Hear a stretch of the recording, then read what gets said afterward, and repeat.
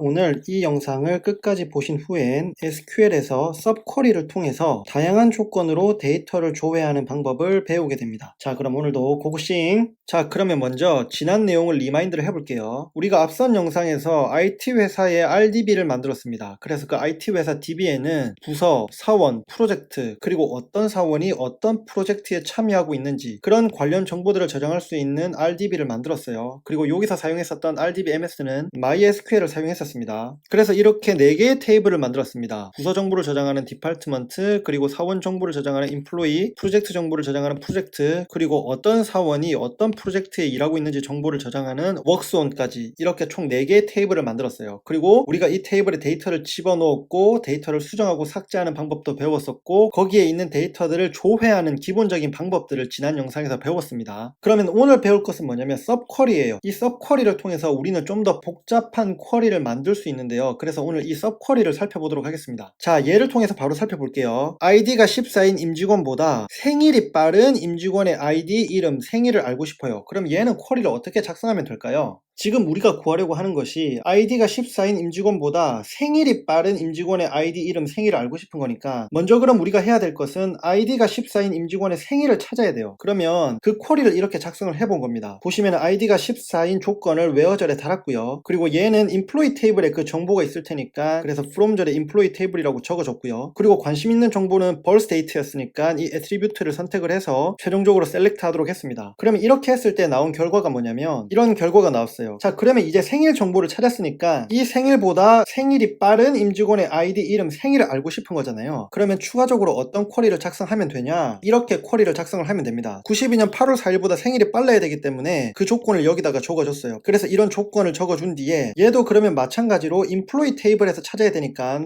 from employee라고 해줬고요. 그 다음에 최종적으로 우리가 관심 있어 했었던 attribute가 뭐냐면 그 임직원의 아이디, 이름, 생일이었기 때문에 이렇게 아이디, 이름, 생일 attribute를 명시를 한 뒤에 select 할 수 있도록 했습니다. 자, 그래서 지금 보시면 두 번의 쿼리를 나눠서 실행을 했잖아요. 먼저 첫 번째로 이 쿼리를 실행을 하고 그 다음에 두 번째로 이 쿼리를 실행을 했죠. 그러면 이 두 개의 쿼리를 한 번에 실행할 수는 없을까요? 당연히 있겠죠. 왜냐하면 지금 이 두 번째 쿼리에서 이 부분이 사실은 이 첫 번째 쿼리를 실행했을 때 나온 결과인 거잖아요. 그러면 지금 이 첫 번째 쿼리를 지금 이 위치에 넣어주면 될 것 같습니다. 그래서 그렇게 이 두 개의 쿼리를 합쳐보면 보시는 것처럼 원래 이 위치에 있던 쿼리가 이제 이 위치로 들어오게 된 겁니다. 이해가 되시죠? 그래서 이 쿼리를 실행을 하게 되면 아이디가 14인 임직원의 생일보다 빠른 생일을 가지는 그 임직원들의 아이디와 이름과 생일 정보를 가져올 수 있게 되는 겁니다. 한 번의 쿼리로 말이죠. 이해가 되시죠? 그러면 여기서 용어를 정리하고 넘어가겠습니다. 서브 쿼리라는 것이 뭐냐면은 지금 이게 서브 쿼리인 건데요. 네스티드 쿼리라고도 불리고 이너 쿼리라고도 불립니다. 얘는 select, insert, update, delete 문에 포함된 쿼리입니다. 그래서 지금 보시면은 얘가 서브 쿼리라 했잖아요. 이 서브 쿼리는 바깥에 있는 이 select 문에 포함된 쿼리이기 때문에 이 쿼리는 서브 쿼리가 되는 겁니다. 그러면 아우터 쿼리는 뭐냐? 메인 쿼리라고도 불리는데요. 얘는 서브 쿼리를 포함하는 쿼리를 아우터 쿼리라고 합니다. 그래서 지금 예제에서는 이 서브 쿼리를 포함하고 있는 이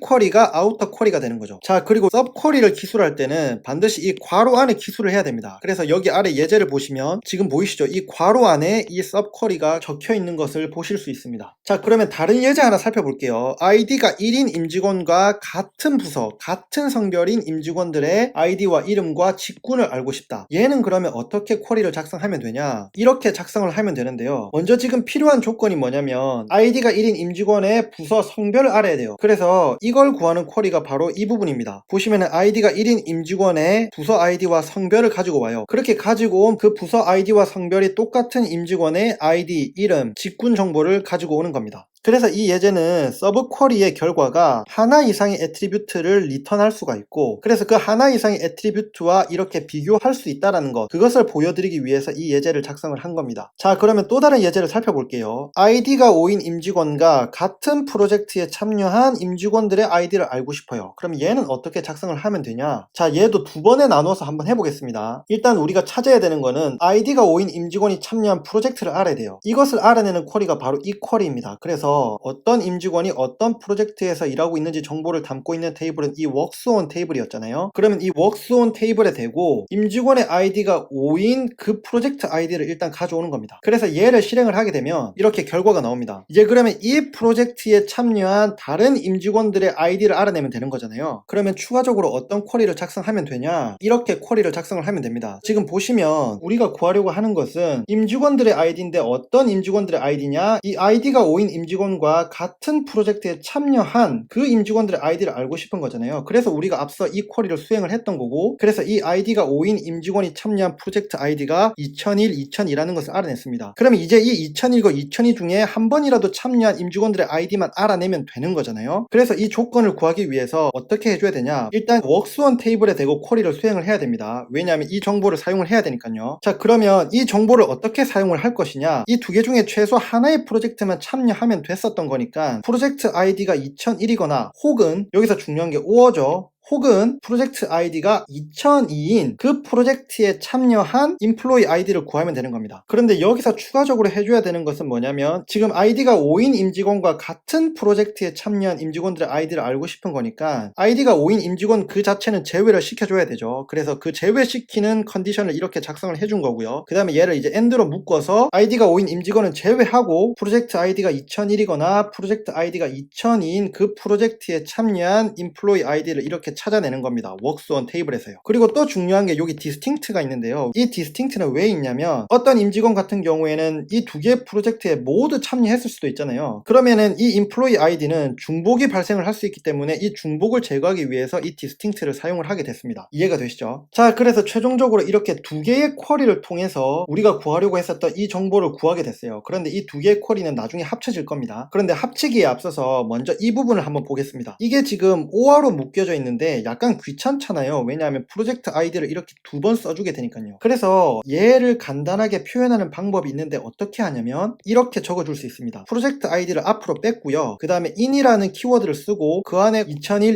2002를 이렇게 써준 겁니다. 이렇게 하면 얘는 바로 앞에서 봤었던 or로 묶여 있었던 그것과 동일한 의미가 돼요. 그러니까 이 프로젝트 아이디가 2001이거나 혹은 이 프로젝트 아이디가 2002이거나 이 두 개의 값 중에 하나라도 이 프로젝트 아이디와 같으면 전체 이 조건은 true가 되는 거죠. 이해가 되시죠? 자, 그러면 이제 이렇게 두 개의 쿼리가 되어 있던 거를 하나로 합쳐 보겠습니다. 이것도 합치는 게 쉽죠. 왜냐하면 이 2001과 2002라는 이 값은 사실 이 위의 쿼리에서 나온 결과잖아요. 그래서 이 쿼리를 이 부분으로 넣어주면 됩니다. 그래서 이 두 개를 합쳐보면 이 부분이 어떻게 바뀌는지 잘 보세요. 이렇게 합쳤습니다. 그래서 우리가 구하려고 했었던 이 정보를 이 하나의 쿼리로 찾아낼 수 있는 거죠. 그러면 여기서 얘가 서브 쿼리가 되는 거고 이 밖에 있는 이 쿼리가 아우터 쿼리가 되는 겁니다. 자, 그래서 최종적으로 이 쿼리를 수행을 하게 되면 이런 결과가 나오게 되고요. 이 결과가 바로 아이디가 5인 임직원과 같은 프로젝트에 참여한 그 임직원들의 인플로이 아이디가 되는 겁니다. 자, 그래서 여기서 하나 정리를 하고 넘어갈게요. 이 in이라는 것은 어떤 의미냐면 이 in 앞에 어떤 값이 있을 거고 그리고 in 뒤에 괄호 안에 또 여러 값들이 있을 텐데요. 이 in의 의미는 이 v가 이 값들의 집합 중에 하나와 값이 같다면 이때 이 오퍼레이터는 true를 리턴을 하게 돼요. 그러면 여기서 이렇게 v1, v2, v3라고 이렇게 표시한 값들의 집합, 이 집합은 명시적으로 적어주는 값들의 집합일 수도 있고요. 서브쿼리의 결과일 수도 있습니다. 이때 이 결과는 set일 수도 있고 멀티셋일 수도 있어요. set과 멀티셋의 차이는 뭔지 아시죠? set은 중복을 허용하지 않고 멀티셋은 중복을 허용을 합니다. 그리고 이 in을 not이랑 붙여서 사용할 수 있는데요. 이렇게 not in으로 쓰게 되면 이 앞에 있는 이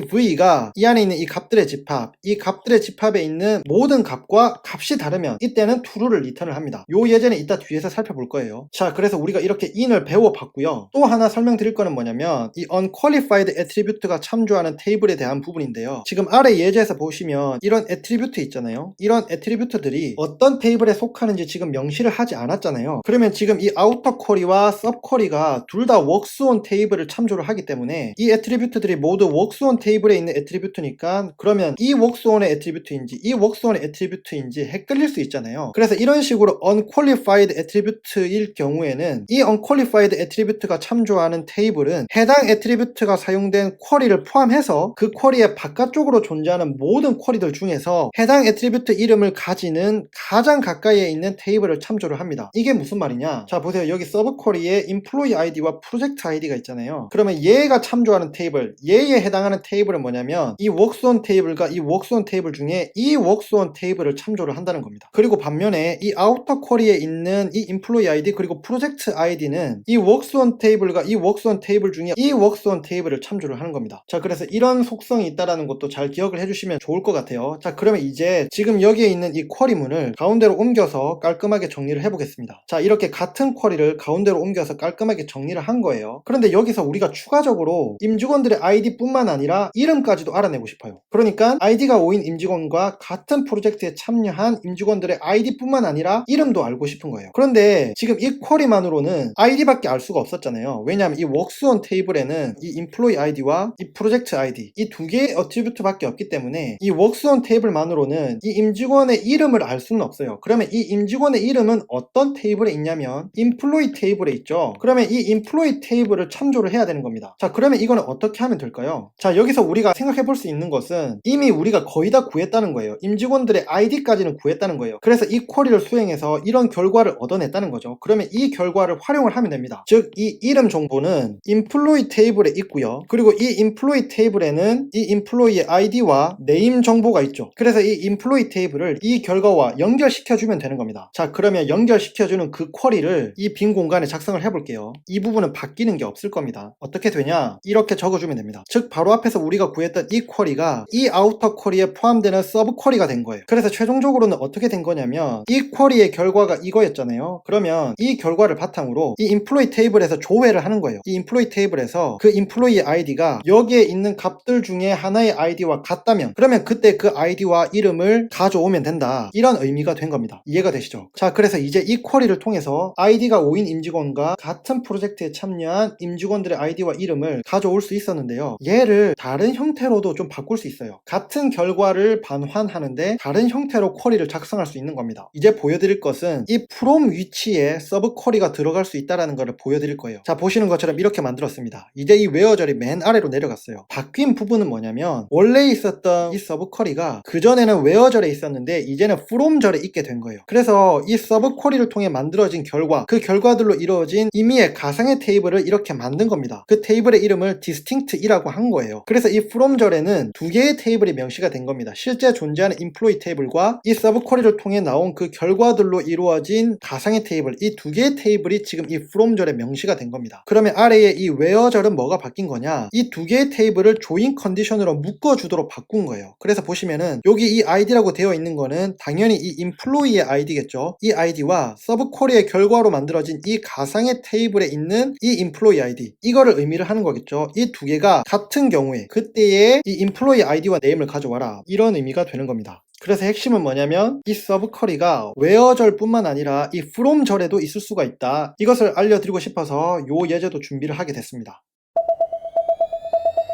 왜 버텨? 답이 있는데. 마그랩 for 스트레스. 스트레스로 인한 피로는 풀고 활력은 채우고. 마셔봐. 답이 되는 마그랩. 부채표.